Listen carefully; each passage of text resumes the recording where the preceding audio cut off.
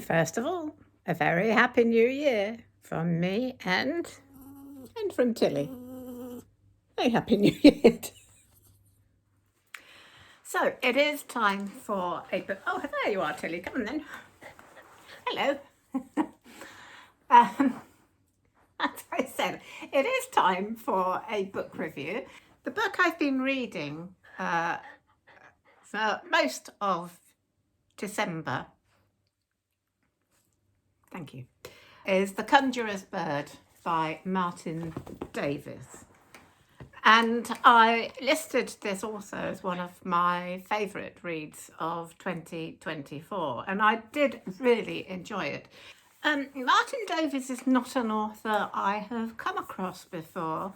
He's written a few books, including apparently 6 mystery novels around the character of Mrs. Hudson, who I'm sure you remember, Sherlock Holmes's housekeeper.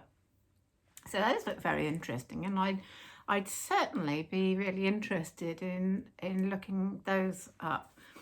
But this is a book I've been reading, The Conjuror's Bird.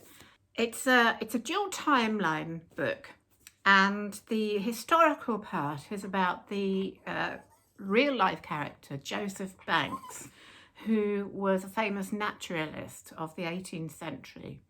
And he went on a voyage with Captain Cook to Australia, New Zealand, and that's basically what made him famous, or the things he found there.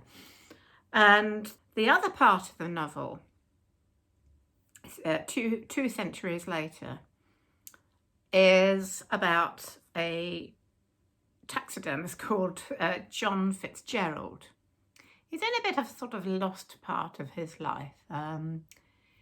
He had set out in his youth to do some wonderful things, rainforests, with his girlfriend Gabby, and wanted to be famous, but he kind of lost faith in all that, and he also lost Gabby.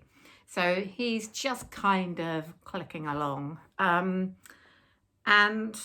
one day his ex-girlfriend Gabby turns up on his doorstep asking for his help regarding an old mystery about a bird called the Ulieta bird that was discovered just at the moment that it became extinct on one of Cook's voyages. And not only did the bird itself disappear, but the sample that they took, that seems to have been the last bird of its type, which had been obviously preserved, also disappeared over a century previously. And Gabby and a friend of hers is trying to find out what happened to it. And John, or Fitz as he's known, becomes involved in this strange mystery bird. She has joined us again. Hey, hello. It's nearly lunchtime. She is trying to distract me and get my attention, aren't you? Yeah. She becomes, funny how affectionate she becomes just before eating times. Oh, bless you. No, she is affectionate at other times as well. So anyway, we set off then on this these two dual stories. And in the historical part, Joseph Banks, one of the main parts of his story is his relationship with a woman that he first meets. She seems to be a very mysterious woman who is alone in woods near his home, where she is drawing nature, leaves, birds, all kinds of things, and he becomes completely entranced with her. And their relationship forms very much the main thrust of the historical narrative. In the more contemporary, I call it more contemporary, I'll explain that in a minute, but the more sort of modern part of the story, Fitz involves a woman who lives in his building, and she also becomes very interested in this mystery about the missing bird, and she helps him in this hunt. And there is a suggestion that their relationship might blossom. So basically, the main part of the modern story is this hunt for this bird. Now, there are other people looking for this bird, and not necessarily for the right reasons, which I won't go into. I won't go too much more into that plot. But that's basically the premise. So we see this hunt for the bird, and then we see the historical background of the story. And it's really, really interesting, both historically and because, as most of us like a bit of a hunt and a chase for something in books, don't we?